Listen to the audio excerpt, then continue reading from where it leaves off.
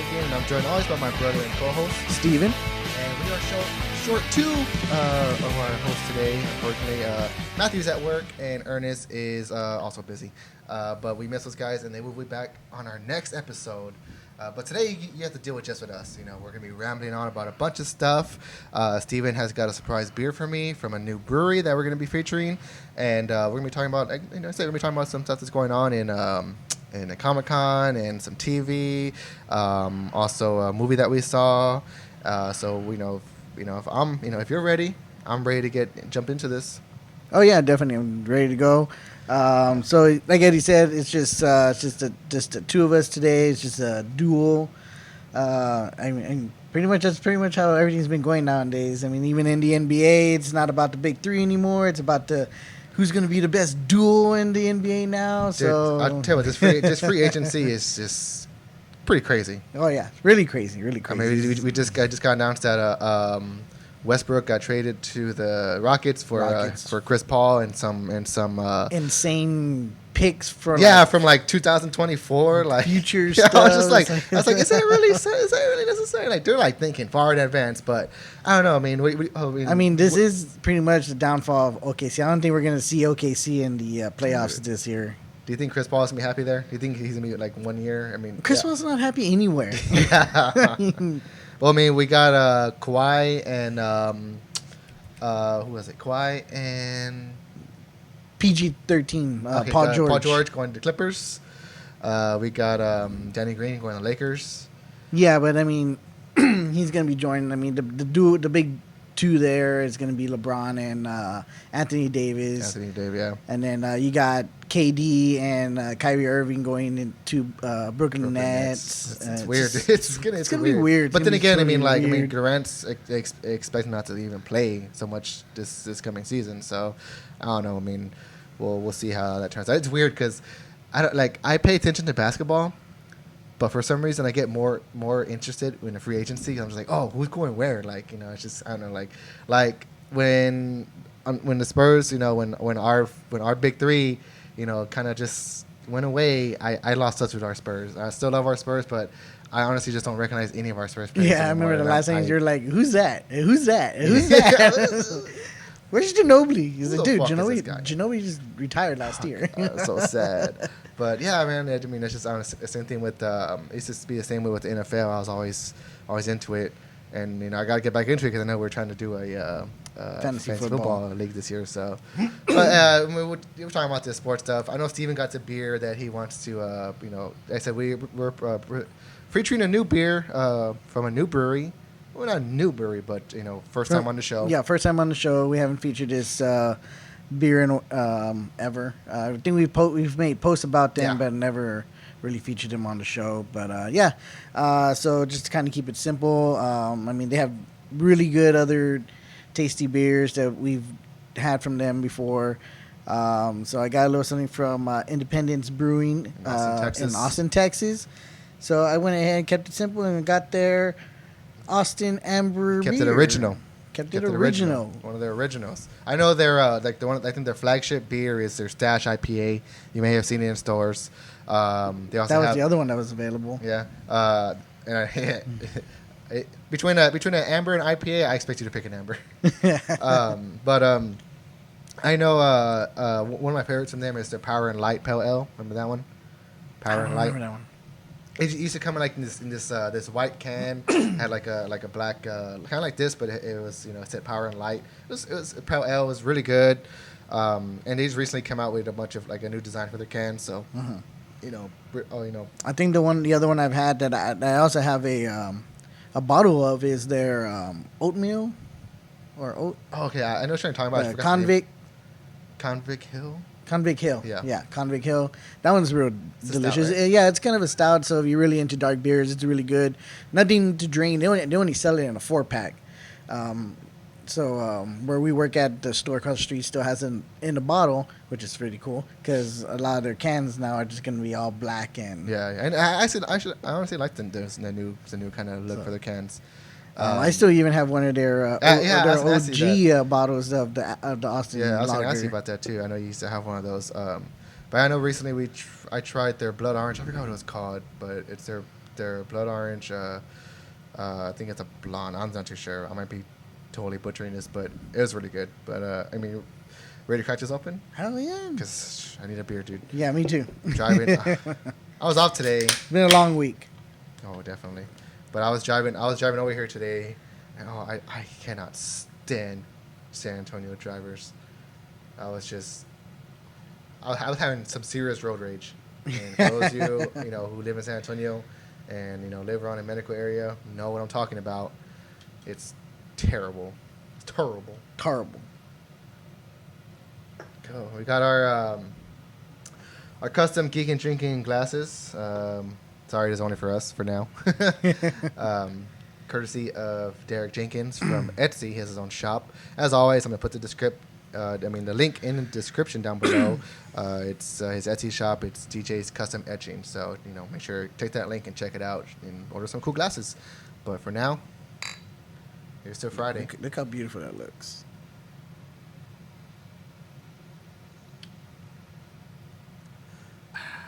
Oh, yeah. Oh, yeah. So I noticed. Oh, yeah. I noticed you swapped the Pikachu out for a pilot behind us. Yeah. We like That's I said in the last episode, I mentioned that we went to took my son to his first concert. Went to go see 21 Pilots, and dude, I'm telling you, man, dude, they were just so good, and I believe you. I can't stop listening to them. Usually, I'm listening to like it was funny metal or the other some day, type of punk or something. Because me and Steven we worked together along with Ernest, and we're driving around in the company van, and Steven has his headphones on, and usually when he has his headphones on, that means he's locked into something. He's either jamming out some music or listening to a podcast. So like I look over, I'm like, what's he jamming to? I ask him, he's jamming 21 Pilots. I'm like, did you just see them? Did you get enough? No. It's all good. They're pretty good. Check them out. Check them out live. If you get a chance to see them live, check them out live. They're really good. God, they're just so amazing. So speaking of... just real quick, though, I don't know if I mentioned this in the last episode, but I know there's been a few shows that I've gone to, and I bought seat tickets. Mm-hmm. I'm getting old, so I don't want to be in the crowd anymore with all those kids. For some, we always luck out on where we sit. And for 21 Pilots, we lucked out that where we were sitting, he popped up in the balcony area. We weren't in the top balcony; we were like in a midsection balcony, and he popped up like not even but a few feet away from us, singing one of the songs, just out of nowhere. We're like, oh shoot, there he is! He's right there! Like kind of like how back in wrestling, how Edge used to come out from the crowd. Yeah, how Edge used to come out from the crowd. It was just like, Taylor Joseph just comes out of nowhere, which is the lead singer from 21 Pilots. Just like, oh shoot! And my son was like, oh my god! And it's like yes. That's pretty cool. Speaking of live concerts, whatever. A couple of episodes ago, we announced that. Oh, we didn't announce. We didn't announce. We don't have that power. We don't have that ability yet. We had talked about that Blink-182 was gonna get ready to go on tour with Neck Deep and Lil Wayne, and which Eddie gave his full expression. Pretty vocal about. I was also kind of a little tipsy, but like I said, it's just kind of weird. That was a weird mix. Something here doesn't belong. And it's clearly Lil Wayne, and I get it. They're Blink-182. They've done a version of one of their songs with Lil Wayne, and I wasn't personally a fan of it, but I get where they're coming from. I just wasn't a fan of that. Yeah, but this isn't the first time that Blink-182's done a tour like this where it was kind of a mixed genre. I saw them hip hop. We saw them with Cypress Hill. Punk, and that's what I was gonna say is they went on tour during their self-titled album with the little happy face. With feeling this. And I miss you, and always was one of my favorite songs. Down. Anyway, so when they went on tour during that album, they were on tour with Cypress Hill, which was dope though. It was cool. It was literally dope. Yeah, and it was like Cypress Hill though. It was like and Cypress Hill was still pretty much in their. They were kind of old already, but they were still in their prime. I think they they themselves had just came out with an album. And I bought that album. Yeah, too. so I forgot what it was called. But, I mean, it was really good, and it mixed well. I mean, and the crowd. I mean, the crowds. At least I know in San Antonio loved it, and I mean that was way back in the day too when the Verizon Amphitheater was still open. That shit's closed now. Yeah, and the reason we're bringing this up is because it happened just yesterday, actually.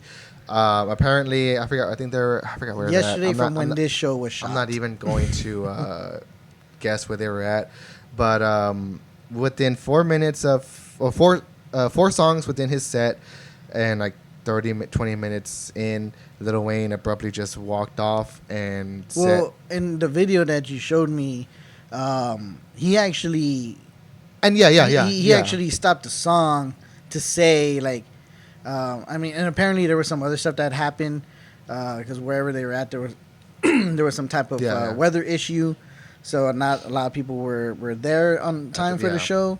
But apparently, he kind of made like a comment like, I usually don't perform and for small crowds like this. It's like, dude, shut the fuck up. Yeah, like he wasn't used to performing to this type of crowd at of this size, and that this cold kind of tour isn't his swag, quote unquote. Swag. And sounds like Matthew trying to and talk. he's saying that he doesn't got him, and he wasn't sure how much longer he's going to be on this tour. That tonight might be his last night. Tonight meaning last night. And they're still supposed to come in Austin in like the beginning of August. And to his credit, and I will say this to his credit. Because all like the articles that I've read have the headlines like Lil Wayne walks off stage and storms off stage. Okay, he didn't storm. He stopped the song and he even thanked Blink-182. He goes, this is this probably be my last night, but give it up to Blink-182 for inviting me out anyway. And he continued with his song, and then I think after a few minutes after that, that's when he walked off, and the set stopped. Which that is pretty a slap in the face to the fans that went to go see him, and apparently there was storms like a pretty bad thunderstorm or the bad weather in the area that kind of made people late to the concert, and a lot of his not all his fans, but there are some people that were late that were fans of his that when they got there were Weezy fans. Yeah, when they got there he had already walked out, so they were disappointed. So it's just like it's just like he. But I mean, okay, he knew what he was signing up for. What do you expect when you go on a tour like this with two rock bands? I mean, not even like rock, but like punk bands. Yeah. It's not always going to be 50-50. I mean, sometimes it's either going to be a lot of his fans or a lot of Blink-182 and Neck Deep fans. That want to see the pop punk stuff. I mean, you can't always expect it to be. And then, no one has any control over the weather. That was unfortunate, that the weather did have something to do with it, too, wherever they were playing at the time. Yeah. So, I mean, you can't just, this isn't my swag. Man, dude, shut the hell up. Dude. Just get over it. Do the tour. Do it for your fans, man. It's not about you. It's about your fans. The fans that actually went to go see you. Yeah, and the fans that were waiting to go see you too. That for the rest of the tour that he hasn't even completed yet. Yeah, and the tour just started too. Yeah, dude, it's not always about you, dude. Obviously you're really not thinking about fans. You say that you're thinking about the fans, but apparently in this situation, I think he's being a little selfish. Yeah. So I mean, as of now, there hasn't been any.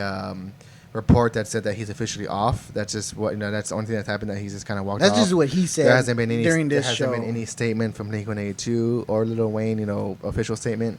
So I mean, we'll see what happens. I mean, maybe by the time this episode comes out, there's some news that come out about. Maybe they work something out. Maybe Blink and Lil Wayne. I mean, and like you said, like Eddie said, he wasn't blaming Blink-182. He even thanked them and everything. It's not like he had any bad blood with Blink-182 as far as from what he was talking on stage. I guess it's just his experience on the tour just wasn't what he thought it was going to be. I don't know. Yeah. I'm giving him the benefit of the doubt. So much for him being a little rock star. Yeah. Once again, got him. But yeah, so that happened. That happened. Unfortunately, I mean, for me, I'm not a Lil Wayne fan. I've always kind of down him. I know I've had some friends before that always started telling me, no, you gotta listen to his like underground stuff. I was like, okay, well, give me his underground stuff. All I hear is his radio shit. Like, you keep telling me like, no, he's really good. He's better than what he records on his albums. Like, well, I don't hear any of that shit. And I used to be into hip hop a little bit, and I have a lot of friends that are really into hip hop that they would show me like, oh, you like so and so, like, yeah, listen to this. This is when he was like underground and coming up and stuff like that. I was like, oh shit, that's badass. Never heard anything like that from Lil Wayne. So that's why I don't give him any credit. I mean, I'm not as famous and shit as he is, but I just don't. One day. Hopefully one day. For 15 seconds at least. just strum a guitar with no chord in it, you'll be good. Maybe if this episode reaches him, I'll have some fame. Right? Maybe he saw our last episode and he was like, he got bummed out. Yeah, because you were making fun of his hair. I mean, just watch it. But yeah, that happened. So I mean, that's unfortunate for his fans. I'm surprised he even has fans. Got him. But I followed Travis Barker on Instagram. He's always posting, and he just recently posted some songs from one of their shows, and I was like, man, I want to go see him again. Like they themselves put on a really good show. Also, I mean, I've seen them before when it was Blink-182 with Tom DeLonge. And then I did go see him with Matt Skiba. And I mean, it was still good. And I know we talked about this before as well, that, they're celebrating 20-year anniversary of Enema of the State. And Great album. So they're doing the whole album. And one of the songs that, I mean, there's quite a bit of songs that Tom DeLonge's it's just him singing. And one of them that we like is Aliens Exist. And that was one that Travis posted. And Matt Skiba sounded really good. Matt sounded really good singing it. I mean, he's a good singer. He's a good guitar player. I'm a big fan of his from Alkaline Trio. It's just I like Matt Skiba and the Secrets. His solo. His solo. AFI.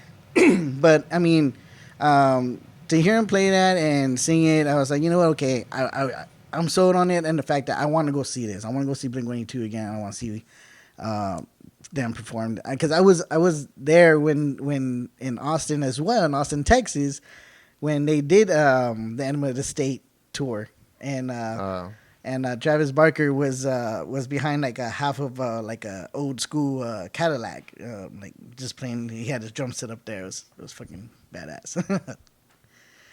So yeah, whatever, man. You're just always bragging. Don't be jealous. I am jealous. So. And the funny thing is, you were there, but you weren't there. You were there. Was I?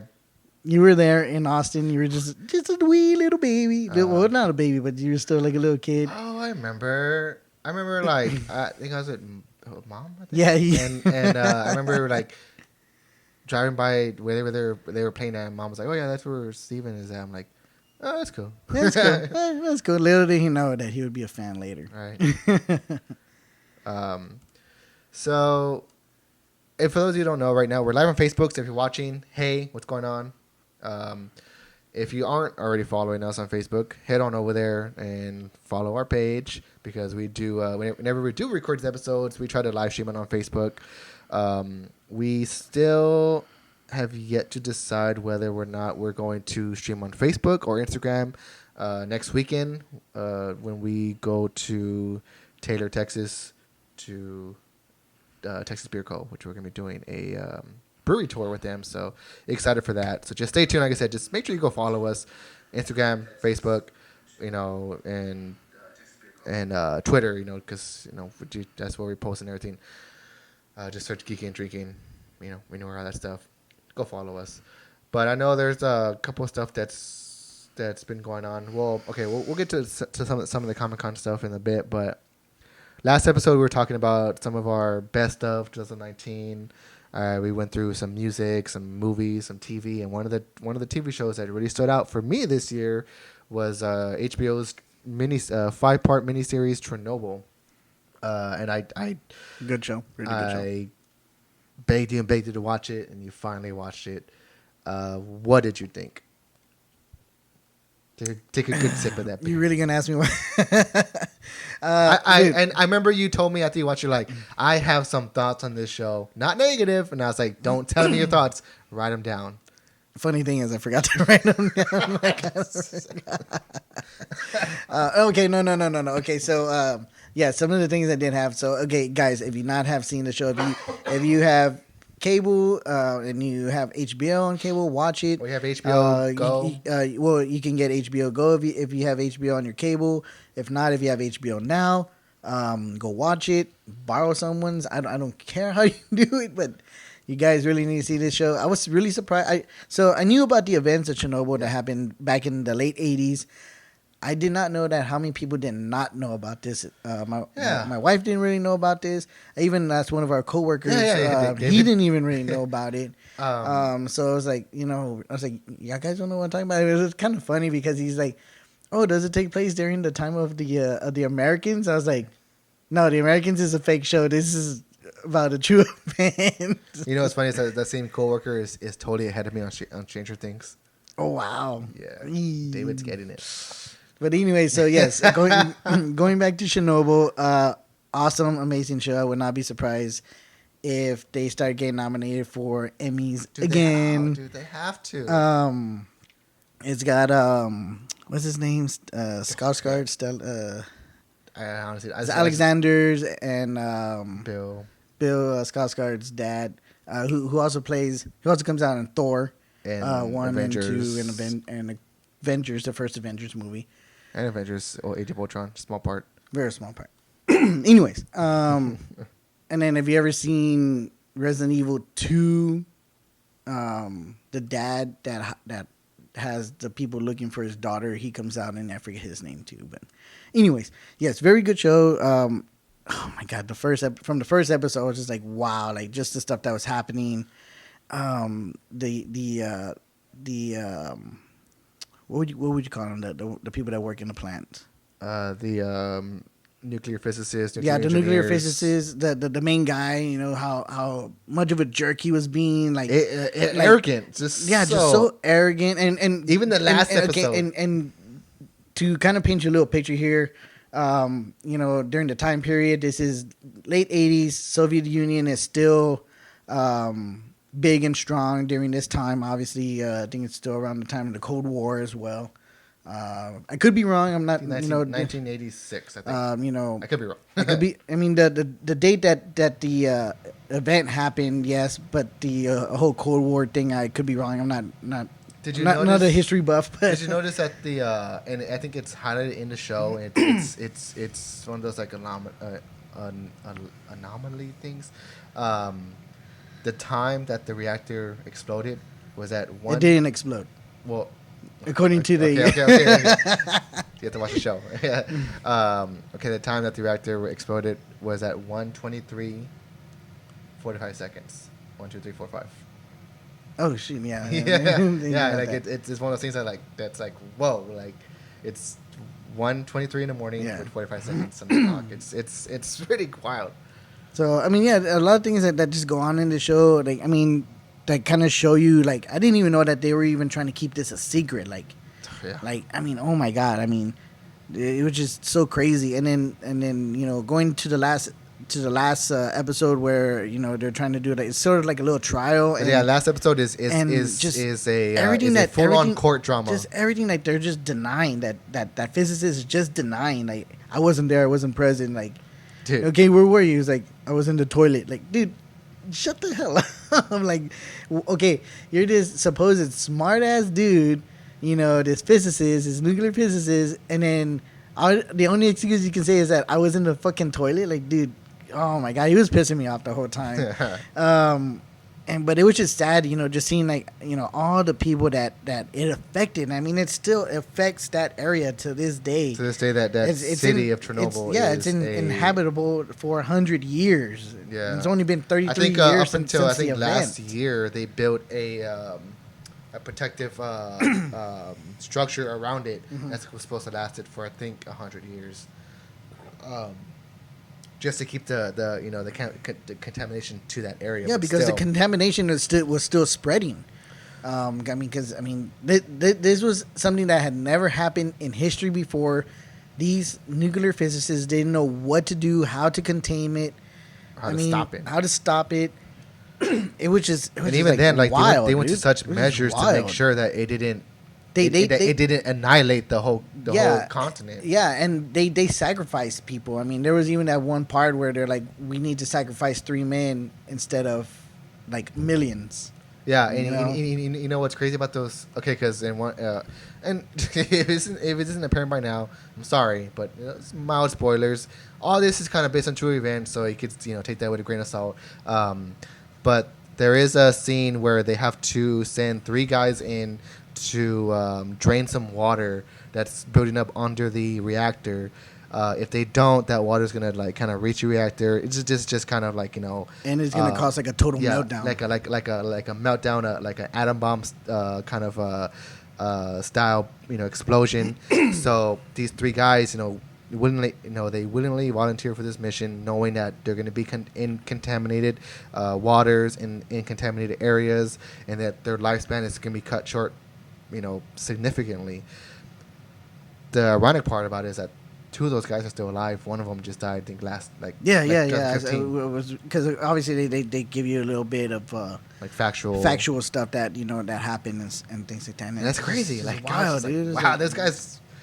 Like, so. And the thing is, when the reactor first exploded, the power plant was on fire. They called all these firefighters to go and put out the fire, because that's what you do. To call fire department. So they were there. These firemen end up getting contaminated. The water that they're spraying got contaminated. The water falls on them. So when the graphite that's supposed to contain the what is it, the nuclear, I don't know what to say, whatever they're trying to contain, they use what is called graphite, and when during the explosion that graphite spread out, and people were like, "What is this?" Because they never seen it before, pick it up. And so they pick it up, not knowing that it's contaminated, and so it's like, oh shoot, so it's like, yeah. So like those firefighters get contaminated, their clothes gets contaminated, they go to a hospital. The nurses realize, hey, their clothes are contaminated, got to take it off of them. They all take their clothes down to the basement and leave it in the basement. Till this day, that pile of clothes is still in that basement. Still there. And even still one of the most contaminated areas of that city. And I got something to say about that, but I just want to go ahead. We're going to take a quick break real quick. We'll be right back. So stick around, Facebook Live. And your refill. We're going to get some refills. And we are back. Have to get our refills. Have to use a restroom. If you're on Facebook Live, we're still here. Yeah, I quit the first session. It was kind of weird, but I think I got it going. So we are good to go. We are back Facebook Live. And we are back here, and we were talking about Chernobyl. I still got a couple more things I want to touch on, because I know there's other stuff that we want to talk about as well. Shoot. So the last thing we were talking about was the whole firefighters that showed up after the explosion happened, went to a hospital. Their clothes were contaminated because they were just like burning up, and the other thing that I wanted to mention when you were talking about that was that even the nurses, when they and what was so awkward about that is they knew they were contaminated. They still touched them, and they were touching them without gloves. Like, they weren't wearing any gloves, and then the nurse looks at her hand, and they're all red, and like really, like, why didn't you say something, like, make sure to put gloves on. But I guess back then everybody was just so oblivious to the kind of the consequence, what will happen if. Oh my God, dude! The part that really got me and my wife, like, oh my God, was the ash, and the people on the bridge. I think it's called the Bridge of Death. Bridge of Death now. Yeah, because almost all those people died, and they were their kids, babies, infants. Because when the plant was on fire. It happened, like I said, at 1:23 in the morning. So everybody, kind of woke up, and they went out to this bridge that was, distance from the plant. Because the other reason why what drew attention to them about the fire was the color of it. Oh yeah. Because they had never seen anything like that. Like the color of it was like a blue green kind of color to the flame. So they were like, oh, it looks so pretty, and and so it's like, oh, little do you know. gathered on this bridge to watch this fire that was burning the plant, burning this reactor fuel, all this stuff. Um, they know that all the ash and the air around them was contaminated, and they didn't know they were being contaminated. So that bridge to this day is labeled as the bridge of death because people on that bridge that were watching that, majority of them have been reported to have died from from radiation. Yeah, radiation. All that stuff. And it's wild, dude. It's just like like I said, I knew about Chernobyl. I mean, I knew about Chernobyl. I knew of Chernobyl. I just didn't know exactly what had happened. What the actual seriousness of it was. The repercussions of it, and I just so this show kind of it kind of answered my questions. Everything that happened in the show is pretty much beat by beat what happened in real life, with the exception of a few things. I know. Not right now, Siri. I know one character, which is a scientist, the lady. She is a fictional character that is. Yeah, so she's played by Emily Watson. Yeah. And her character is based off a number of scientists that were brought in to almost 30 of them or something like that. So they kind of all compiled into one person, pretty much. Kind of like what they did with Vince Vaughn and Fighting With My Family. That the NEXT was composed of multiple wrestlers that were trainers. And so they compiled it onto Vince Vaughn's character, which was a fictional character. Yeah. So Chernobyl did the same thing here with this scientist, played by Emily Watson, which she was really good, in assisting the actual nuclear physicists with everything that was happening and trying to contain everything with this reactor. And so that was one of the things I wanted to bring up that I thought was pretty cool. Another thing I wanted to bring up that was kind of like a foreshadow was the dog episode. Oh, dude. So I was reading an article about that episode. So apparently what was going on was again, even all the animals in the area, plant life, everything was contaminated. So they had to destroy everything. There's these soldiers, and they started bringing in kids and stuff. That weren't even soldiers. Like their own, what's it called? Draft, Yeah. So what they had to do was go and, I guess, hunt for pets, like cats, dogs, and kill them. They had to kill them because they were contaminated. A lot of people found that episode real dark. And so the director and the creators actually explained, well, that was the lightness of what they can get of what actually happened. So in reality, kind of stuff that happened is even more darker. It was even more dark, and what my wife kind of mentioned, she's like, I wonder if the dogs represented something like people that were still hiding, and that they didn't want, because there was that one part where that lady didn't want to leave. She was like, I've been here for 82 years. My family has been almost driven off from these wars, this war, that war, and we still stayed. I stayed. They killed my sisters, but I still stayed. Killed my brother, but I still stayed, kind of thing. The whole time she's milking a cow. Yeah, milking a cow. And the soldier shoots a damn cow. I mean, and like you said, because of what he said of what would really happen in the event. So.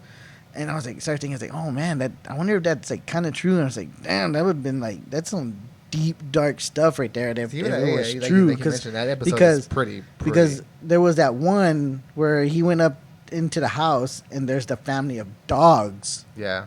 I was like, man, what if that was what if that represented an actual family that did not want to leave, that were hiding, contaminated, and they were contaminated, so they had no choice to do, but.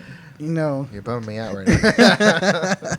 So I mean, just watch the show. It's only 5 parts, about an hour long each. It's worth the watch. Yeah. Definitely worth the watch. Really good. History lesson on if you knew about the events of Chernobyl but didn't know the backstory of it. So good. And not only the show good in quality, but the there has to be some sort of praise for the production of it.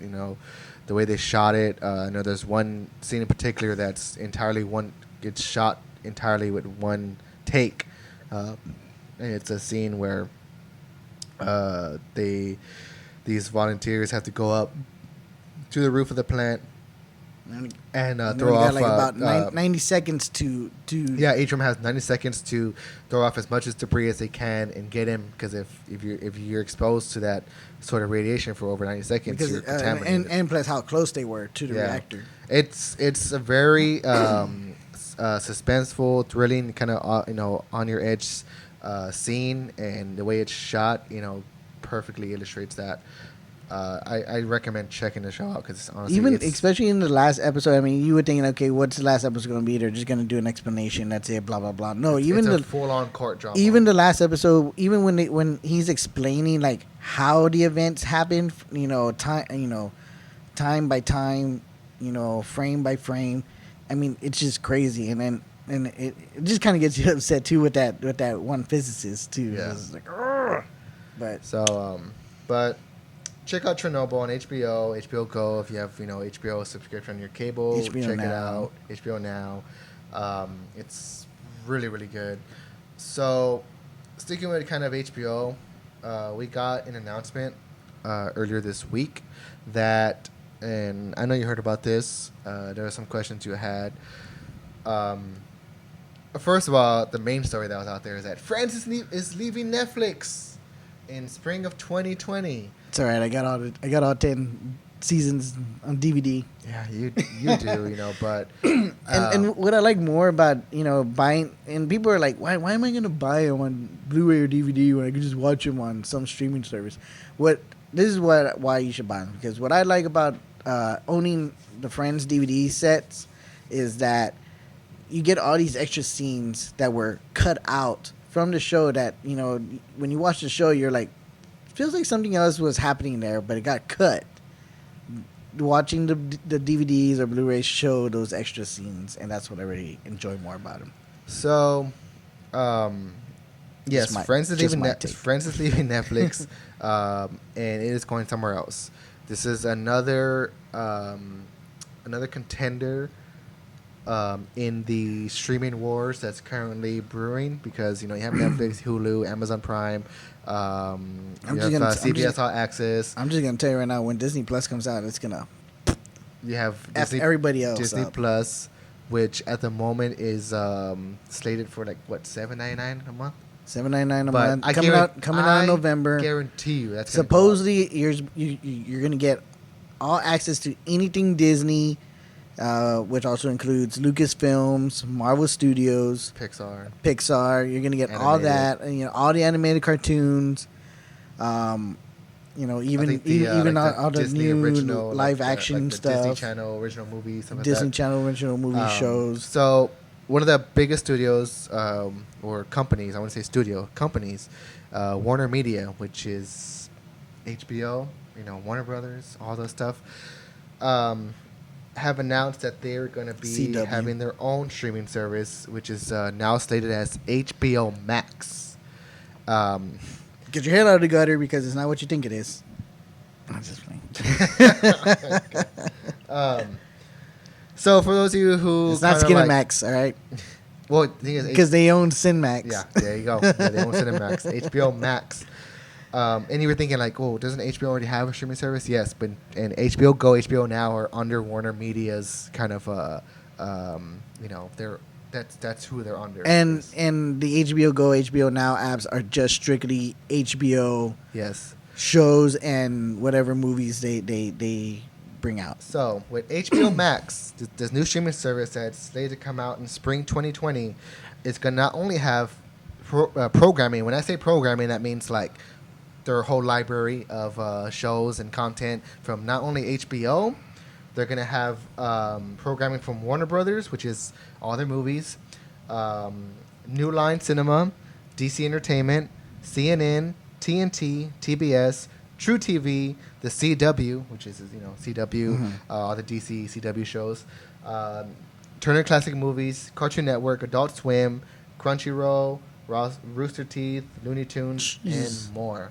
they're gonna have a ridiculous catalog of just content that's already existed. So when I saw that this was being announced, this is what kind of got me, is because I saw DC on there. However, I know. What about the DC Universe app? I know, it's out there. Is that why they canceled the Swamp Thing? Not necessarily. That there was a whole other issue with that too. Titans is still gonna get a season 2. That's another thing that people might say, that Titans is gonna be on this thing. I'm not sure what's going on with Doom Patrol. I think talks about it. There was talks about season 2 coming on. But anyway, so yes, DC. That was my main concern, because when I saw their DC, and then the fact that CW and they're bringing in their DC shows, like which just finished, Arrow, The Flash, Legends of Tomorrow, Black Lightning, Supergirl. What else is there? I think that's about it. CW? Yeah, on CW. Arrow, whatever's left. Well, Arrow just finished. Oh, it did? Okay. Flash. Batwoman. Legends of Tomorrow. Batwoman. Supergirl. Oh, Batwoman, Supergirl. Yeah, I mentioned Supergirl, but I forgot about Batwoman. So those shows are gonna be on this app, HBO Max. I mentioned Black Lightning. So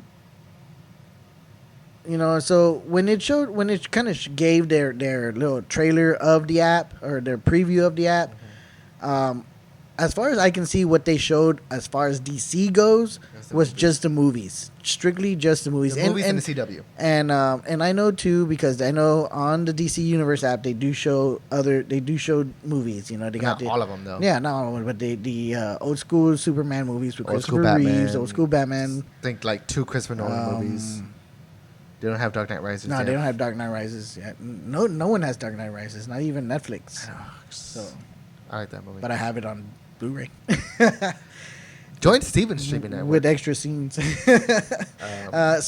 that's what kind of got me. I was like, okay, well, so if they're gonna do DC, does that mean that DC is gonna kind of do away with their app? What's going on with the app? Who actually has total control of the app? Because everything on the DC app does say DC Comics, plus it also says Warner Brothers. Again, this is a Warner Brothers app as well. So it's like, what's going to happen? And even if that does happen, if they do away with the DC Universe app, my other question is going to be, it's like the shows that are on there, again, that we mentioned, Titans and Doom Patrol, because Swamp Thing is already done. They're over it already. I don't know. Unfortunately, I don't know if they're going to bring it back. I don't know. But for sure, Titans and Doom Patrol. Are they going to have the same content as that? There was some dark stuff in both of those shows, and a really, really adult content in it, too. But one thing that this doesn't say it has, because it just says DC Entertainment as a whole. Yeah. The comics. The DC Universe app could still be used as a comics, which is something that Disney Plus will not have. Something that any other streaming service does not have. Yeah, but because there is a demographic for that. People do love their comics. Yeah, people do love their comics, but I know Matt watches. I know Matt reads some of the comics off of there as well. Who? No. Yeah, who is it? Matt. Miss you, Matt. Sometimes miss you. But is that? I know you're saying there is a demographic for it, but is Warner Brothers going to actually pay attention to that? Are they even going to care? Like, well, they could get their comics somewhere else. I would say that they can't afford to think like that, because more and more these days. You would think that, but look at a lot of the stuff that they've done so far. That's true. But like I said, like more and more these days, comic readers they're out there, and especially the decisions they're also making for the DC Extended Universe, the DCEU. Mm-hmm. I'm sorry to cut you off, but I'm just. But yeah, I get what you're saying. Is that they never listened before, so why would they listen now? Exactly. But I don't know. It's just. Well, I guess we'll see. Because as of right now. Oh, and another show I forgot to mention that I'm a real big fan of, that I'm so happy that came back already, is Young Justice. So, as far as what I understand right now, is that those shows will still be under the DC Universe app, and possibly they're going to do like a package deal oh, you pay this much right now, but if you pay this more, then you get this other stuff. I don't know. But as of right now, it's slated that this streaming service, this Warner Brothers Media streaming service, which is called HBO Max, is going to run about $17 to $18 a month. I think I heard $150 annual subscription, which is pretty high, and that's why I say that once this comes out, and this is and I guarantee you, this is gonna give Disney Plus a run for their money. I really don't know, man. I really don't know. Did you see all the stuff I mentioned? I saw the stuff. Did Okay. So one thing that maybe, because I think they're also gonna do original series on there, because one of them that I saw was Gremlins, and I know that they just announced, and I didn't read the full article, but I know they just announced that there is gonna be a Gremlins miniseries or Gremlins series, and I'm not sure if because I believe that is Warner Brothers. And I'm not sure if this app is going to be where you can watch that exclusively. Yeah. So what I'm reading right now is that, of course, Friends, and this is why Friends is leaving Netflix, because they're going to this HBO Max streaming service. Well, and not only just that, but there's a lot of stuff going on too. There is an originals such as Station 11 and an animated Gremlin series. Yes. Tokyo Vice, Dune, The Sisterhood, and much more. Yeah, so I guess they are making their own original content, because at first I was like, I don't think they are, but it looks like they are. It looks like they are. Dude, I mean, how can they not give Disney a run for their money? Look all that. Yeah, I get it's Disney, and I'm not that it's just Disney. I mean, okay, I just saw on Instagram today that Jon Favreau, and we haven't even gotten the Disney Plus app yet. Favreau. Who did I say? Favreau. Fart. Okay, so we haven't even gotten the Disney Plus app yet. That's not coming into November this year. Yeah. Right? So excited. November this year. Super excited. The shows that are already coming out when the app launches, one of them that I'm so excited for is The Mandalorian. Pedro Pascal, baby. They're already writing season 2 pre-production and getting ready to film, and they're already talking about how they're gonna shoot it. So you know they have a swish. Yes. So I mean, that's like full on confidence right there. I mean, it's Jon Favreau. Launch. I mean, and then plus he's already got The Lion King getting ready to come out, which I hear is amazing. So not according to Rotten Tomatoes, but fuck Rotten Tomatoes. For real. Fuck Rotten Tomatoes. Okay. I get what you're saying. After they even said too, like, one of the best things you ever see, and then they freaking give it a rotten score. And like, seriously, dude, like, what the hell? Come on, like, get out of here with that. But I mean, no, I just don't know. I really just don't know yet. I mean, I don't want to down HBO Max. I mean, I'd be really interested. It's just that price, though. That price it's a high price. I mean, I know you already get HBO Now for like $15 plus tax a month, and like that's still quite like 16 something. I mean, that's still a lot. That's still a lot. And then for this, I mean, but think about it. Okay. First of all, if HBO Max comes out and they do a package deal, and if it's like $18, but you get HBO Now and HBO Max, maybe, because that's like 2 apps. Yeah, that's 2 apps. But I think, from what I understand, HBO Now is just gonna be just kind of put into this, like, you pay the $17-18 a month, you get HBO content, because HBO original content is on fire right now. You have Chernobyl, you have Barry, which is going to be hopefully season 3. You have Pretty Little Lies or Liars? Lies. Pretty Little Lies. You have Los Es Spooky. I haven't seen it. I know it's Fred Armisen. I really want to see that. And you have Euphoria, which just got renewed for a 2nd season, which is really good. I haven't even started watching that one either. It's so good. It stresses me out, but it's so good. But I'm saying, like, HBO original content is hot right now. So from my understanding is that all that content is just going to be just kind of into this package, into this HBO Max streaming service. So yeah, $15 a month is pretty high for HBO Go, but just a couple of bucks more, and you get so much more content. I mean, in a way, yeah, it's a thank you. In a way, yeah, it's a lot, but at the same time, it's kind of. That's what I'm saying. That's what I'm saying. If you get both apps from a business standpoint, no, I'm saying, but from a business standpoint, it makes sense. I just don't like it. yeah.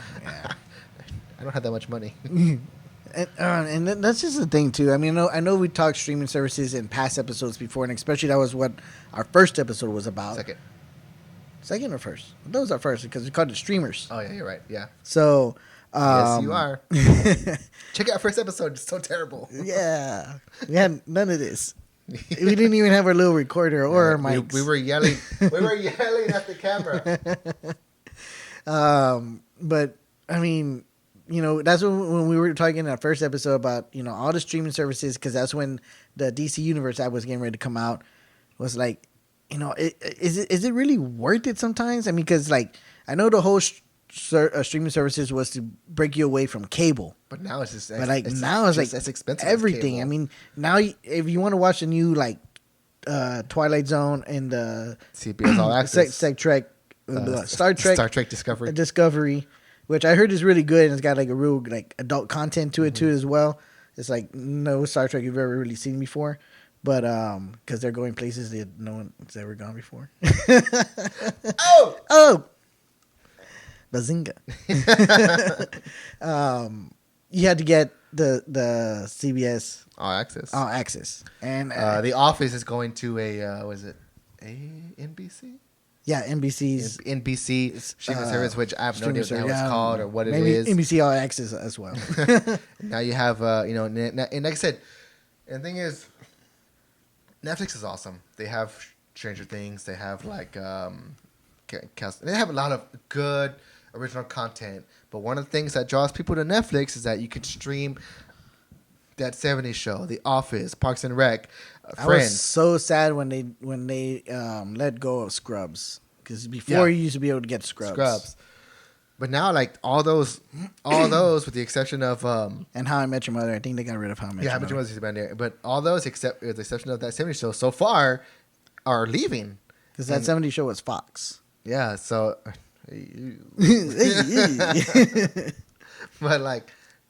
that makes me wonder now what the fuck's happening to that 70s show. But I mean, Netflix was the first to come at it. I don't know, man. I'm honestly growing gray hairs thinking about it. And I literally, you've seen this guy? He's 5 years younger than I am, and he's got more gray hairs than I do. I'm looking like Mr. Fantastic, or just getting my gray hairs right here on the side. Awesome. But yeah, dude. I mean, it's just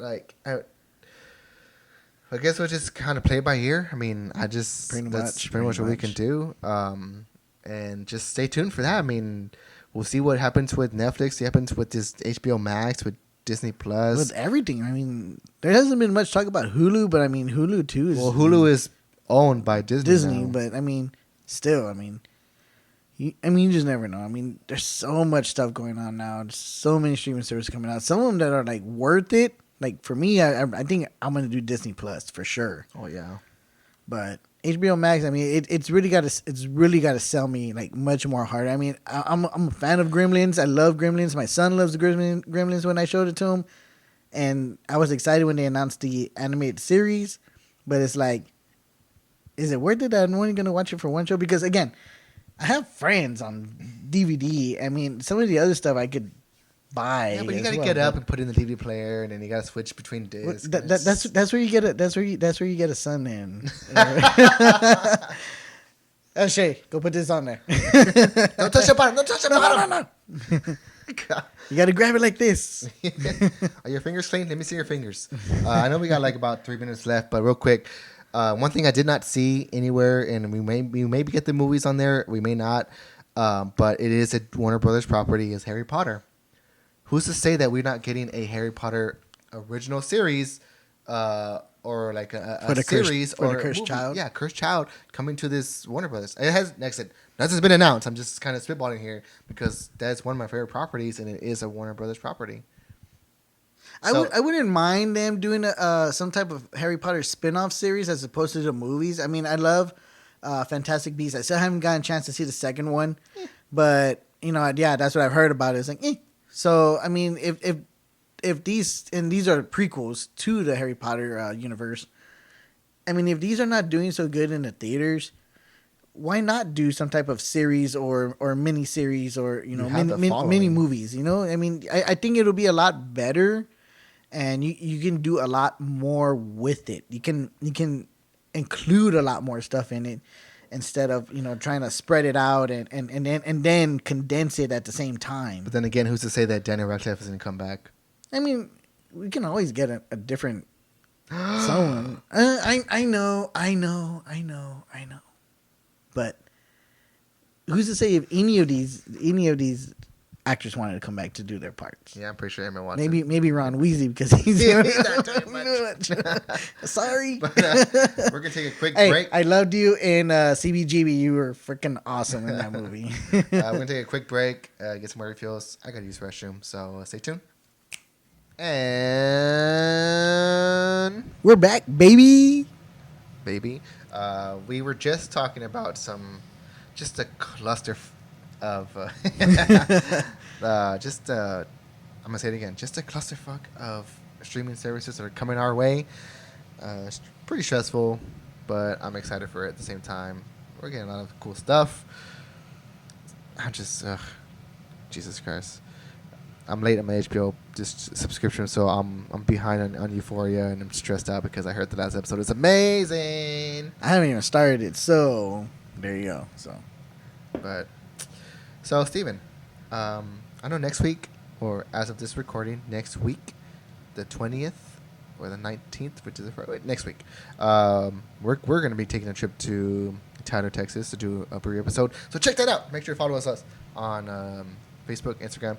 Again, we haven't decided we're going to do live on Facebook or live on Instagram. Probably mostly on Facebook because we kind of figured that one out just a bit. But yes, keep. Or we could do both.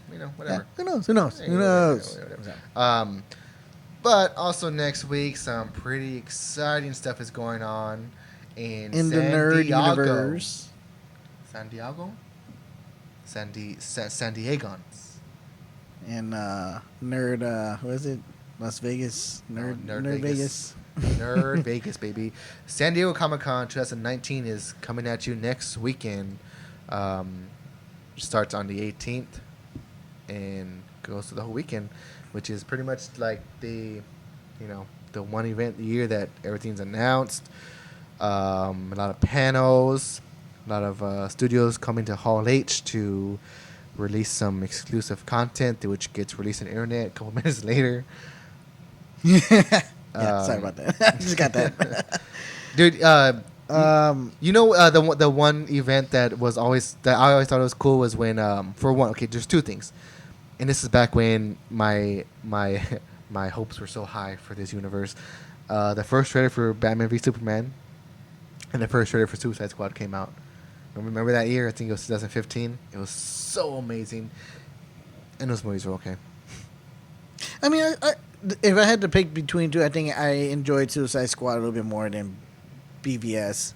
BVS was still a lot better than Justice League, but you have to point out more Justice League shirt.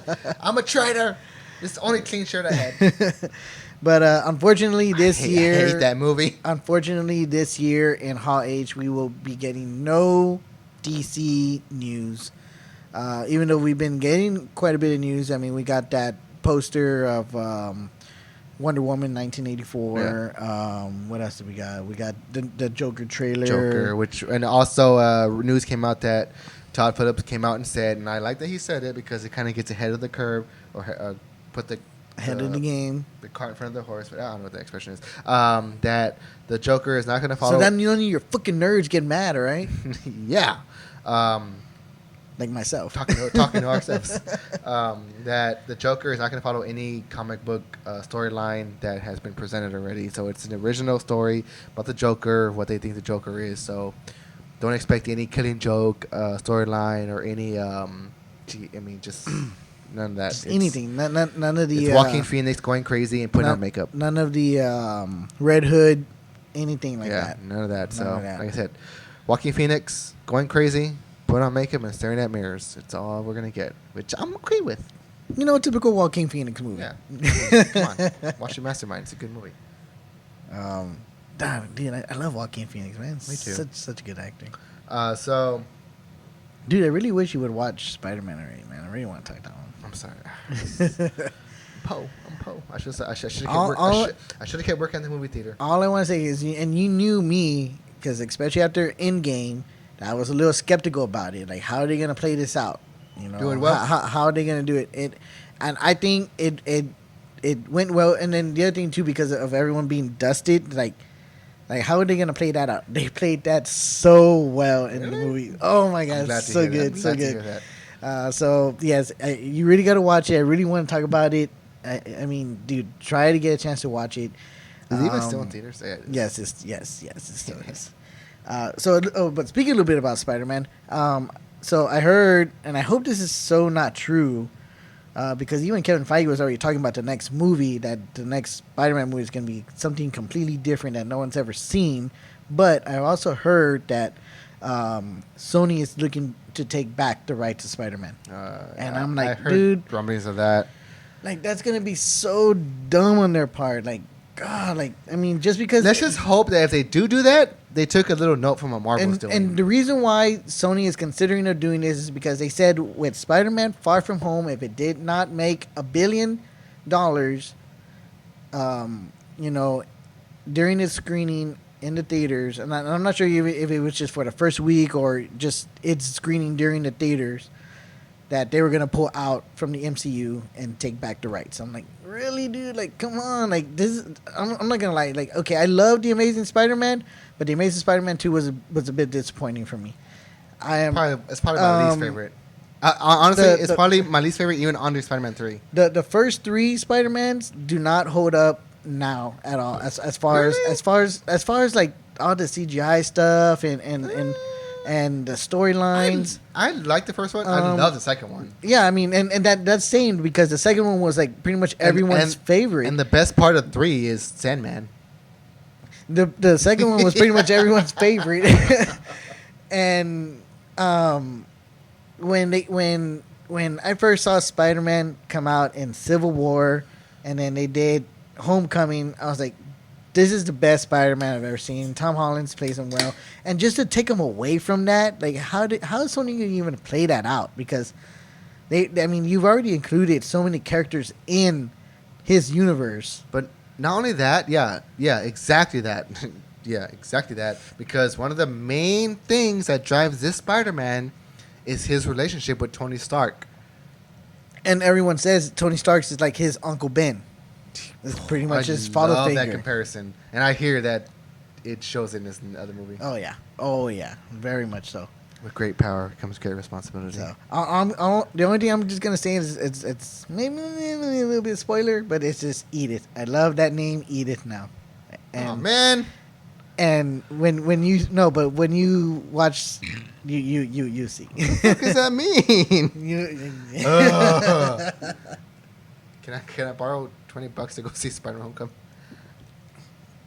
Dude, go to the movie theater down the street from my house. I give you $5.75 every Tuesday's matinee. Oh, matinees! I forgot about matinees. But yes, dude, go watch Spider-Man. You got to go watch it. And if you guys haven't seen it either, go watch it. It's so good, so entertaining. Oh my god! And I mean, if you watch Endgames, obviously Endgame is so good, but so good. Spider-Man: Far From Home was just as good. So speaking of Spider-Man, Sony, I hear Sony's skipping Comic-Con this year too. Yeah, Sony's skipping, DC's skipping. I'm not sure all Warner Brothers skipping. I think it's just DC. But whatever. So Who is gonna be at Comic-Con? I mean, there's gonna be a lot of stuff going on at Comic-Con, but as far as Hall H is like the big thing. I know that's where I know for sure, and we could get to it when we get to it. But I know for sure the Russo brothers have a panel. So they're gonna do, and that's gonna be on the Friday, which is the third day. Oh, it's a Friday. Yeah, the third day With Steve Weintraub from Collider. Yeah, so it's going to be writing Avengers Endgame. I'm not sure what that's going to entail, but then right after that is going to be... I'm pretty sure the writing Avengers Endgame is with... what's their name? I forgot their names of the writers. Damn it. Okay, skip that. Yeah, then it's going to be the conversation with the Russo brothers, which... There we go. I mean, that... the Russo brothers said that they are going to talk and answer questions, but they don't want to get that much in depth with Avengers Endgame because they felt like they've answered as much as they did with that. Just to be clear, this is not going to be an Avengers Endgame panel. The movie itself, I think they're happy and they're done. They really want to talk about what's next for them. And there's a lot coming in. And I believe they're doing an anime that's going to come out on Netflix. I think was it? I forgot which one it was. Damn it! But it's not D&D, right? No. But anyways, yeah. So they're working on a new anime that's going to be coming out on Netflix, which I'm pretty excited about.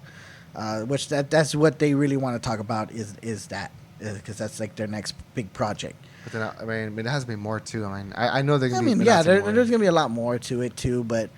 I think that's what they're one of their kind of main focuses that they want to be. And I think they're going to be in there for like about an hour. I'm sorry, I keep interrupting you, but can you give us a rundown from Thursday to Sunday? What's going to be in Hall H at Comic-Con? So pretty much, so for like big stuff in Hall H, you're going to get Batman Beyond 20th anniversary. That's Thursday. That's Thursday. Then you're going to get Marvel games. I'm pretty sure, like you said, they're going to talk about the new Avengers game. Mm-hmm. Marvel's Agents of S.H.I.E.L.D. It's going to come out with their... They're coming to Hall H? Yeah, they're going to be in Hall H. TV is not in a big hall. Well, I think they're trying to fill in a lot of gaps, too. So, but, I mean, Agents of S.H.I.E.L.D. has been... I'm surprised has been going on for a good while. And it keeps up with the events of the MCU as well. So, like, I remember, like, when... in Civil War, when they... supposedly Captain America was a traitor and this and that, and they were looking for him. In the show, they were announcing that Nick Fury and Captain America have betrayed us. They're wanted criminals, this and that, and it was Hydra, the ones that were saying this. And so I thought I was like, oh shit, that's pretty cool that they mentioned Nick Fury and Captain America. And Nick Fury has appeared in a couple of shows of Agents of S.H.I.E.L.D. Samuel Jackson? In the past. Yeah, Samuel Jackson. Cool. So Agents of S.H.I.E.L.D., there's his Dark Materials panel. I'm not sure what that is. And then Friday is, like I mentioned, the Avengers Endgame with the writers, conversation with the Russo brothers. They're going to do, then we got Fear the Walking Dead and The Walking Dead panels that are going to come out. I wonder if they're going to show some sort of the footage or trailer for the new Rick Grimes movies. For the spin-offs, yeah. So I'm hoping that too. They kind of mentioned some of that stuff in Fear the Walking Dead this season now. Oh, they're I'm so confused with the symbols because Fear the Walking Dead did a big time jump now. Dwight is on Fear the Walking Dead now. Rainn Wilson? No. Is that what his name was? Dwight. The he had like the burnt face. Oh, okay. No, I thought you meant Dwight from The Office. No, not that Dwight. I was like, Bears wait, what? beats. No, not that Dwight. And then Netflix is gonna have a couple panels with their new series, The Witcher. Okay, Henry Cavill. Henry Cavill, and then so dreamy, dude. This movie tripped the shit out of me, and I don't know why. Or how they're getting a Netflix series, The Dark Crystal: Age of Resistance. Have you seen the trailer?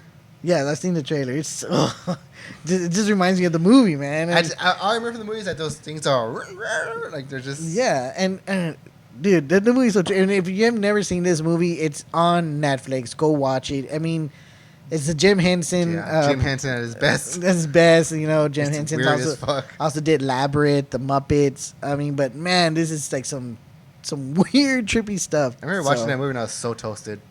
I just remember watching it when I was a kid, and it tripped me out, man. Another one, I guess, and I'm kind of scared for this one. I'm not sure if any of the actors are going to be there or if it's just going to be writers and creators. They're going to do a Game of Thrones Q&A, and man, they're going to get a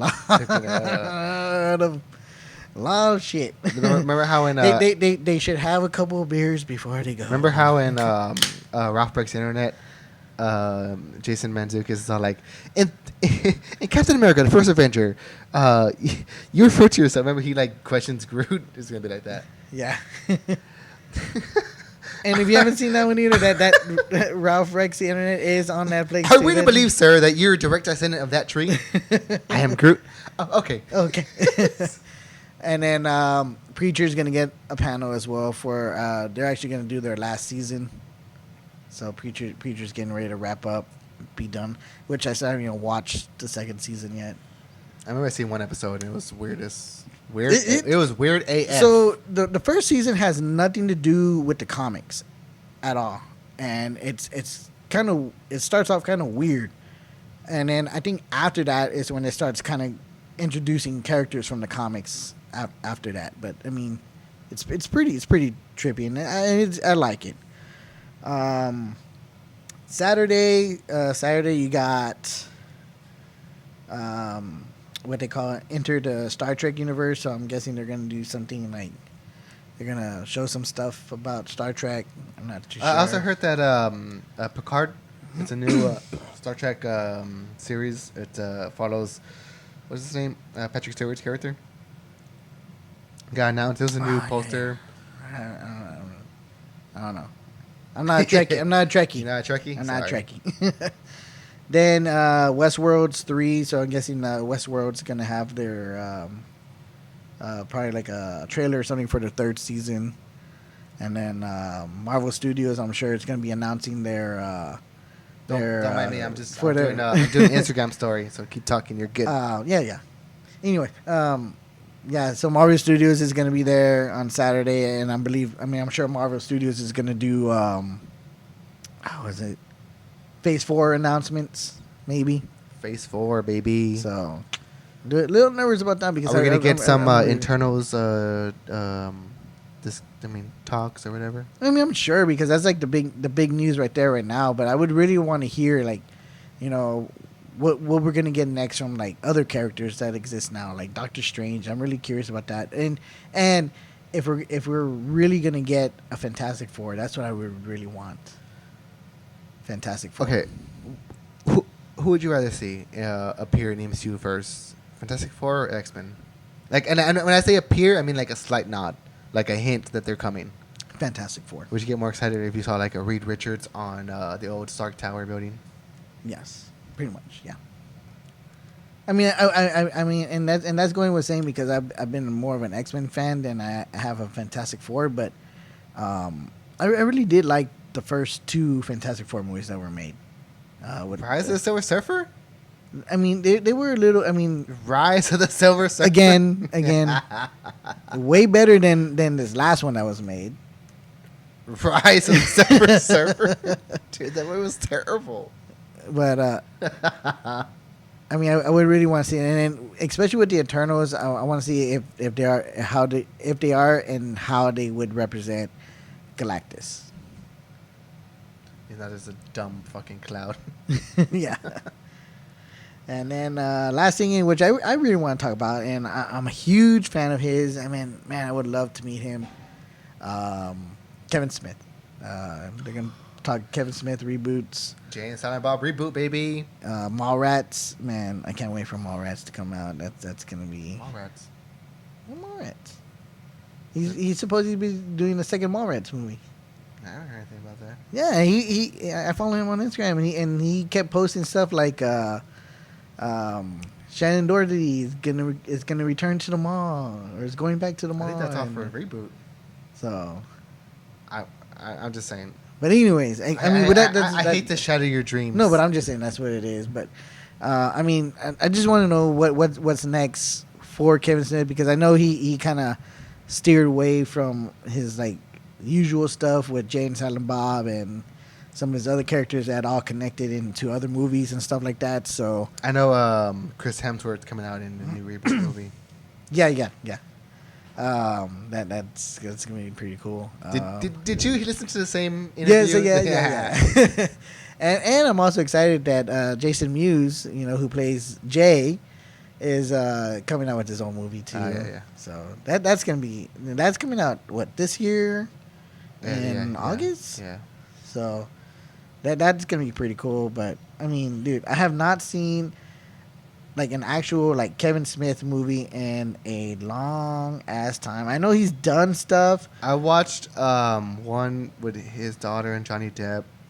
I forgot what it was called, but it was weird as fuck. Which one was that? I think it was Tusk.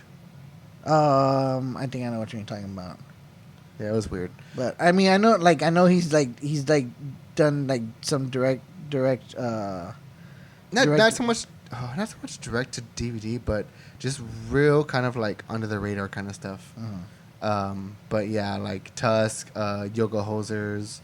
I forgot the other one that was called, but yeah, like and he even says he's always cracking jokes in himself. Like he goes, "Oh, I'm the guy that made Tusk." Just like, but no, like I remember you showed me Jay and Silent Bob Strike Back. And I went, and you had the movie, so I went back and I watched Clerks 2, Mallrats, which is, me and you are at the same page. Is one of my favorite movies. I love Mallrats. Chasing Amy, which is also up there too. I never watched Dogma. I hear the movie's batshit crazy, but I never watched it. That's one I've never seen. Jersey either. Girl. Jersey Girl. Yeah, Jersey Girl was one of his. What was another one that was? The one with Tracy Morgan and Bruce Willis. It was a comedy. They were cops. Copped Out. Copped Out. I hear he had a bad experience with that. Yeah, which kind of sucks because I think he was a huge fan of the person he worked with. I don't want to say anything, but the person that he worked with and then just had a bad experience altogether. So. Okay. This is what I want to say. So the new movie that I want to see that Jason Mewes is his directorial debut is Madness in the Method.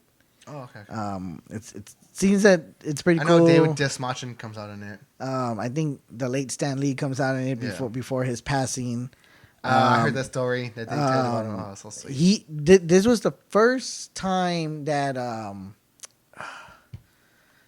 Dean, what's his name? He played Superman on Lois and Clark.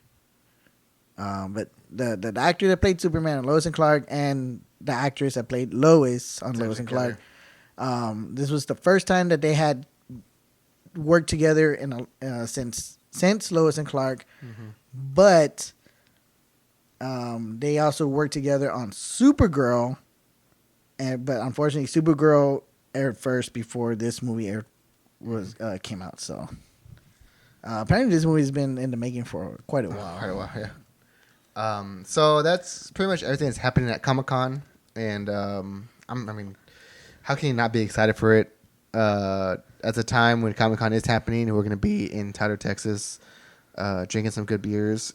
At the same time, Lion King comes out, so it's a lot happening next weekend. But we have about 8 minutes left, and I know there was a movie that me, you, and unfortunately Ernest saw, but he can't be here today. Sorry, baby. We got to talk about it. Yowie. Oh! In Toy Story 4. I know we've been holding our breath talking about it. We both saw it. We both took our sons to go see it. How fucking funny is that movie? So, I'm a huge Toy Story 4 fan. We've been watching since we were little kids. From, what was it? The first one came out in 95. Yeah. Second one, 99. Third one, I never went to go see in theaters. I didn't see that until it came out on Blu-ray. It's amazing. But it was still good. So then when the third one came out, I was like, okay, that's a satisfying ending. So when they announced Toy Story 4, I was like, what are they going to do? How are they going to go about this? And I have my opinion on this. There's just a little bit of negativity in it. Overall, I loved the movie. Loved it. I mean, even from the beginning of the movie, it was already a tearjerker. I was already kind of like balling up because we finally got this, our answer of what happened to Bo Peep because she wasn't in the third one. That was rough. And they mentioned her in the third one. Spoilers, by the way.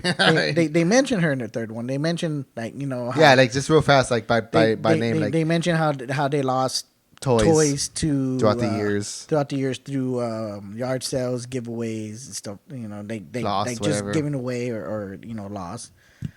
So we finally got what happened to Bo Peep. She was given to a friend because the little girl outgrew the lamp because she was a lamp. Yeah. And I'm sorry, but just keep in mind we're time limit. So. Yeah. So okay. So sorry. So we got that much part. Spoilers, by the way. Well, people cry. Okay. Loved Forky.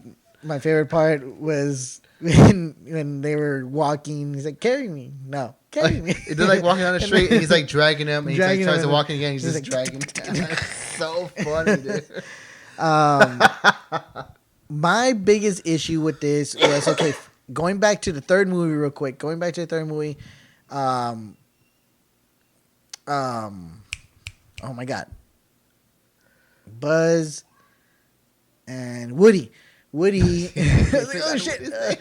Woody escaped the daycare by sneaking in, or somehow was found by the little girl Bonnie, and she instantly fell in love with him. And so when at the end of the third movie, when what's his name? Andy. Thank you. When Andy was giving the toys up to Bonnie, sad, and telling her all, what they all were, and then he goes, "Hey, how did he get in here?" And she's like, "Oh, my cowboy," and he was kind of like no, like, whoa, he's a back up, bitch. Anyway, freeze, bitch. So he kind of gives a backstory like Woody's there for me. Woody's always gonna be your friend. Blah blah blah blah blah. Okay, hold on, Steven. I don't want to cut you short because I know you have much to say about this movie. Let's take a break. Okay, one more break. Okay, quick one break, and then we'll I want to hear your thoughts on this movie. Oh my God, I do kind of have a bit. I have a lot to say too. So let's take a break. Quick break. Come back for Toy Story 4 review. We'll be back. Okay. We are back, and we had like I said, we had to just get.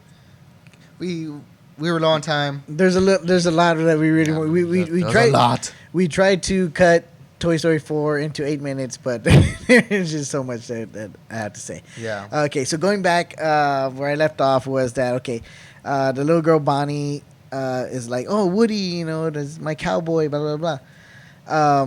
My biggest issue with number 4, spoilers, by the way, if you have not seen Toy Story 4, please turn away now or watch at your own risk. Yeah. Anyway, so she kind of ignores Woody in this one. And, I thought, the whole thing, too, was that Woody caught her attention. Yeah, it caught her attention. And third one, I'm like, well, damn, Woody missed out on college. Shit. Oh, my God. But think about it. Andy was growing up. Do you really think he would have given him the same attention that... In a different rating Toy Story, I think it would have attracted the girls. They would have been like, "Oh, that's so cute." I don't know what you see in a guy, but anyways, so that was kind of like my big issue. Like, Andy sacrificed his favorite toy to give to this little girl Bonnie, and then Woody becomes her second. Like, not even her second. He gets left in the fucking closet. Yeah, he just always gets left, and he wasn't used to that. That was probably one of the most kind of hard hitting things for this movie, and I've listened to podcasts and reviews of this movie, and they all kind of say the same thing, and I felt the same thing watching it. This movie is a Woody story. It's a heavy Woody story, and unfortunately, as much as I love Buzz, he's kind of taking a back seat plot to this movie. But yeah, this movie is a full on Woody story. In a way, it kind of signifies the kind of feeling as a father, and then even a lot of other characters took a total back seat on this as well. Yeah, But like I said, like this movie kind of This was more like pretty much 90% Woody story with 10% Bo Peep, because she was in it quite a bit. The reason I say that it's heavy Woody, and yeah, Bo Peep does have a significant role, but maybe 5%. Yeah, that's kind of where I'm at, because, like I said, one of the lines that he says, because Bo Peep is grilling him about like, why are you doing all this? Like, oh, you got a new kid and this and that. No, like why? And he's all like, because I forgot exactly what he says, but he's like, pretty much because his job as a toy is to be there for the kid. Kid's getting older. To bring happiness to the kid. And he's experienced that in once in a lifetime, and he knows what it feels like to have that kid not so much forget about you, but not need you no more. And for me, that screams out that totally screams out fatherhood to me.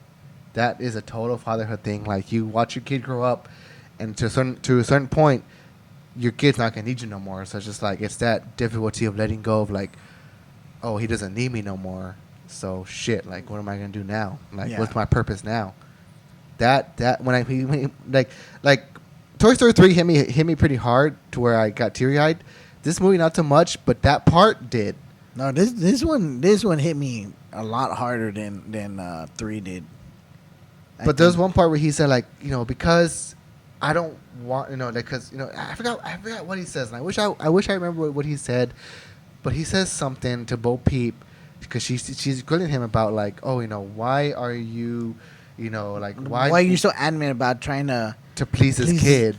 And he says like, okay, that's my job, and so he says something, and like when he said that, I was like, oh shit, like that is some deep stuff. And it's so weird to get that kind of feeling out of an animated movie. But at the same time, I don't feel weird about it because it's a movie I've grown up with. And see, the reason why this one got me a lot more than Toy Story 3 is because the supposed bad toy wasn't even really a bad toy. She just wanted to be loved, because a lot of the story takes place in an antique store, and what Pete talks about being at an antique store was like the most horrible thing, because you were just stuck on a shelf. Yeah, as antiques are. And nobody, it felt like nobody wanted you because everybody would just pass you by. Yeah. And I was like, dude, that's kind of sad and true, but it's like, fuck, that is kind of sad. And so this toy, Gabby, wanted Woody's voice box because hers was broken, so that she can be loved by this little girl that goes in there all the time, because her grandmother owns the antique store. And then she gets the voice box fixed, and then, just gets totally denied. And I was like, shit, dude, that was fucking, I was like, dude, that was rough. That was like, oh, shit. But she ended up having a happy ending, and again, the happy endings too still, got me. Like, oh, she found her child to bring joy to, and I was like, oh wow. Who would have knew that toys would bring so much damn sadness to your life? I did. So yeah, that was pretty much my biggest main issue, because the way the story ended too, that the big decision that Woody had to make of staying behind was not didn't seem like it was that big, because we all knew from Toy Story, from the first Toy Story, his feelings for Bo Peep. Mm-hmm. You can automatically tell. Even as a kid, you can tell, like, oh, they love each other. Yeah. And even then, like that one scene in Toy Story 3 where they mentioned her, like, he was sad. Yeah, he was like bummed out. But he was just like, no, I'm here for the kid, whatever. So yeah, like, and like I said, like it's weird to like kind of like break down this kids movie to the core, to where it hits you emotionally, but at the same time, I don't feel guilty for it, because we grew up with these movies, and again, funny as heck. The comedy in it, the jokes in it, some of them were recycled, but they were still funny. my two favorite new ones were Key and Peele, Ducky and Bunny. Ducky and Bunny. Hey, Flash Astro Boy. Yeah. Even even the Carl Weathers doll, the one that's always like high five, and just waits and then no one gives him a high five. Remember? Remember the G.I. Joes? Yes. Oh, He's just like he just waits there and he just like. Oh man, so funny. I was like that even made me like, aw. And then those creepy dolls, man. Oh, but they ended up not even being bad toys either. What about Duke Kaboom? And I was gonna say Duke Kaboom. Reeves. He was funny, but I'm just sad that most of his stuff was revealed in the trailer. Yeah. But I mean, Ooh, he still had some good funny parts. Yeah. And but honestly, for me, Forky just stole the show for me. I want to say for me was Ducky and Bunny. Forky was all like Forky was hilarious, but I'm trash. Ducky and Bunny, because every time he was like, Ducky would be like, Bunny, come on, you're embarrassing me here. Come on. He's like, huh? Oh, okay, yeah. And I never realized on the trailers that they were attached to each other. Yeah, and if you even notice on like a little string. Yeah, if you even notice on Bunny's hair, he has like this little clip. Yeah, it's so, and the animation, oh my god, the animation in this movie is so far ahead of the original. I'm sorry, so far ahead of the original. Oh, well, yeah. Like you watch the original and you see the dog in the first movie, he's like a texture is so flat. But you see in this movie they show a cat. You see the hairs. You see the texture. Well, I mean, yeah, definitely. Oh my god, dude! For Toy Story to be Pixar's like first full length movie, because they made other movies before, which is kids look different. Which is the Lamp was their first movie, which is their main product too. When it shows Pixar, but I mean, even going all the way back from then to now, I mean that animation is just so crisp and so amazing, and you can even tell in a lot of their other movies as well, like Inside Out, Coco, definitely Coco. Oh my! I mean that was probably one of their challenging ones because visually stunning. Yeah, just all the visuals for that and. The colors and the glowing so I mean, and then for them to actually use people, because most of their movies it's always some type of like character, like Bugs Life was all the bugs, finding cars, Finding Nemo were all the sea animals. They did shows like some humans here and there, but like to actually do a human story, Inside Out, Up. Honestly, I'm not a fan of Up. I've never really seen it, but I'm just saying that's one that was overrated. I just hear it at the beginning. I dare you to. I just hear it at the beginning. It's really sad, but yeah, the beginning is sad. Is the best part of the movie, but the rest of it's just like okay, it's whatever. So, but yeah, that's pretty much my take on Toy Story 4. That was just pretty much my big issue. There was the whole Bonnie and Woody relationship kind of faded after Andy gave him up. I was like, "Oh shit! I would have kept the toy then." Yeah. So because we all know from Toy Story 2 that he's worth something. It's worth $1 million.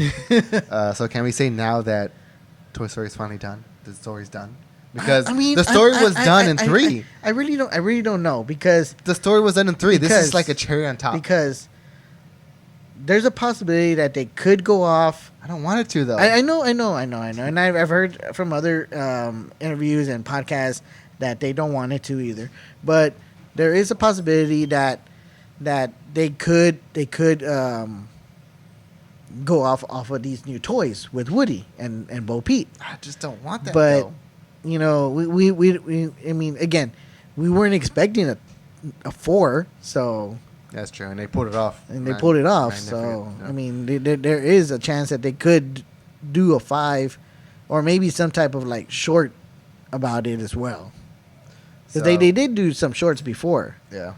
So I think that's pretty much all I have. So. Yeah, man, me too, dude. I mean, I honestly, better than 2. I think 3 is still up there for me, and I like 1, but the only thing holding 1 back is just the graphics. Because now that I've seen Toy Story at its peak, VFX. All I do want to say though, I think one has the best jokes for me, because they were new at the time. Okay, I get that. I still think 4 is the funniest. 4 for me, 4 has the funniest ever. But yeah, if 1 was groundbreaking. So, but guys, that has been episode 24 of Geeking and Drinking.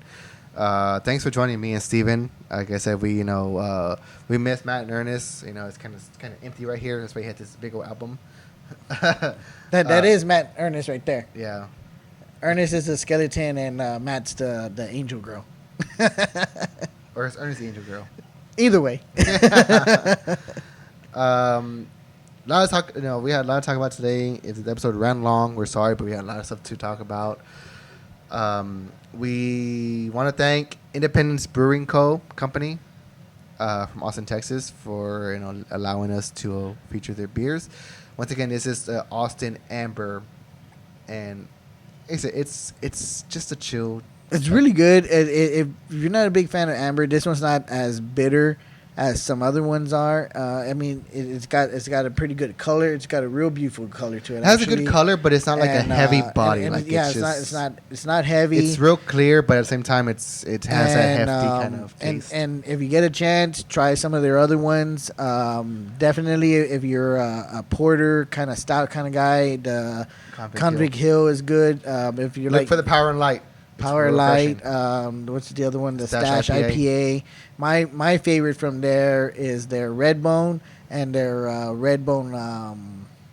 How do you say it? The pickle? Pickle? I don't know. Cucumber. Yes.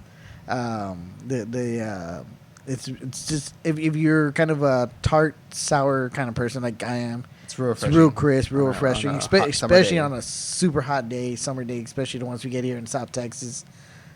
Check them out. Go check them out in Austin. Check out their brewery. Hopefully, we'll be visiting them pretty soon as well.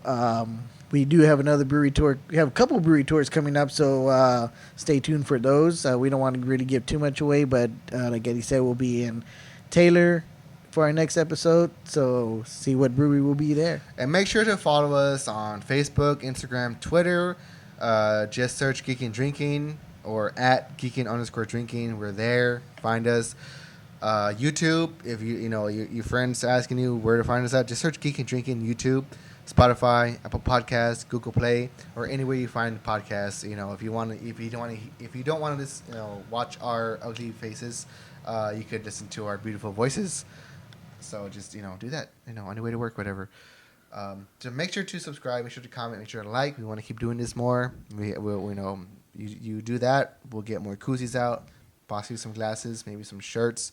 Just we gotta see your support, guys. We're working just as hard as we want you to work. It's just not cheap to help us. Just expensive. But we do have a lot of fun doing this, so make sure to check that out. You can find Steven on Instagram. I'm not on there, but you can find him on Facebook, Instagram. Matthew as well. Shaolin. Shaolin Maddie. And you can find Ernest on Instagram, Twitter. So, send them your nudes, whatever. But we have a lot of fun. This has been a lot of great beer, great talk, a lot of great stuff happening. So, until next time, I'm Eddie. Steven. Yowie. See you guys next time. Oh!